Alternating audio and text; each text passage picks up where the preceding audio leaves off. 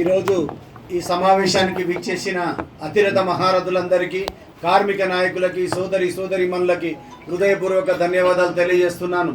అదేవిధంగా మొన్న ఇదే ప్రెస్ క్లబ్లో మీటింగ్ పెడితే మా దేశ అధ్యక్షుడైనటువంటి అంబడి కృష్ణమూర్తి గారి మీద జరిగిన దాడిని ఖండిస్తున్నాం ముక్తకంఠంతో. దాని ఇంకొకసారి ఇట్లా రిపీట్ అయితే ఊకునే ప్రసక్తే లేదు. నిజమైన ఐఎన్టీసీ నాయకులం మేము. నేను తెలంగాణ రాష్ట్ర అధ్యక్షుడిగా ఎన్నికైన నాడు మా పిసిసి ప్రెసిడెంట్ అప్పట్లో మన ముఖ్యమంత్రి గారు ఉండే, ఆయన దగ్గర పోయి ఆయన ఆశీస్సులు తీసుకొని ఆనాటి నుండి ఈనాటి వరకు అలుపెరగకుండా కార్మిక శ్రేయస్సు కోసం పనిచేస్తున్నాం. మమ్మల్ని ఎవడరా బాబు మీరు ఆ పనికి? మా కాంగ్రెస్ పార్టీ సీనియర్ నాయకులం, మేమంతా కాంగ్రెస్ పార్టీలో ఉండేటోళ్ళం. రేవంత్ రెడ్డి సైన్యం నేను ఖచ్చితంగా చేసి తీరుతా. ఇది రేవంత్ రెడ్డి గారి సైన్యానికి పనికిరాని నా కొడుకులకు జరుగుతున్న ఘర్షణలో మేము ఎక్కడ వెనక్కొచ్చేది లేదు.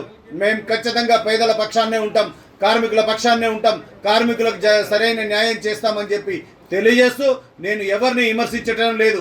వయసులో పెద్దవాళ్ళని విమర్శించే స్థాయి మాది కూడా కాదు. కానీ కొంతమంది పనికిరానోళ్ళు ఆయన పేరు బదనాం చేస్తున్నారని చెప్పేసి మాకు బాధ ఉంది.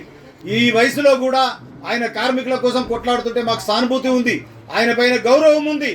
కానీ మీరే పిచ్చి వేషాలు వేసి స్వార్థ రాజకీయాలకి ఇదయ్యి అందరినీ పరిశాన్ చేస్తున్నారు. బాబు మీరు మానుకోండి, ఇట్లాంటి పనులు చేయకండి. నీ చేతనైతే 100 మంది కార్మికులకు చేయి, మా చేతనైతే మేము 1000 మంది కార్మికులకు చేస్తాం. ఎవరిది పై చెయ్యి అయితే వారికి పార్టీకి సేవ చేసిన గుర్తిస్తారు. ఖచ్చితంగా పార్టీ మనల్ని ఇది తీసుకుపోతుంది.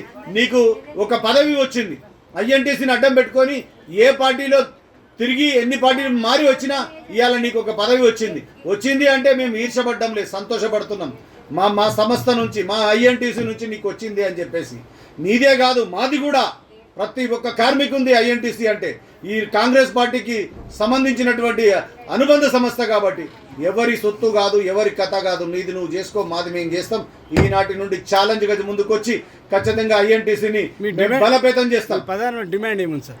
మా ప్రధానమైన డిమాండ్ కార్మికులకు మోడీ నల్ల చట్టాలని రద్దు చేసేంత వరకు పోరాటం చేయడమే మా యొక్క లక్ష్యం, వేరే వాళ్ళతో కాదు.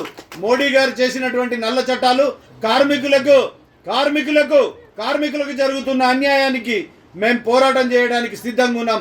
ఈ మోదీ ప్రభుత్వాన్ని వ్యతిరేకంగా అనేక పోరాటాలు చేయడానికి మేము సిద్ధంగా ఉన్నాం, కాంగ్రెస్ పార్టీ తరఫున, ఐఎన్టీసీ తరఫున అని చెప్పి తెలియజేస్తున్నా. షేర్ చేయండి, లైక్ చేయండి, సబ్స్క్రైబ్ చేయండి.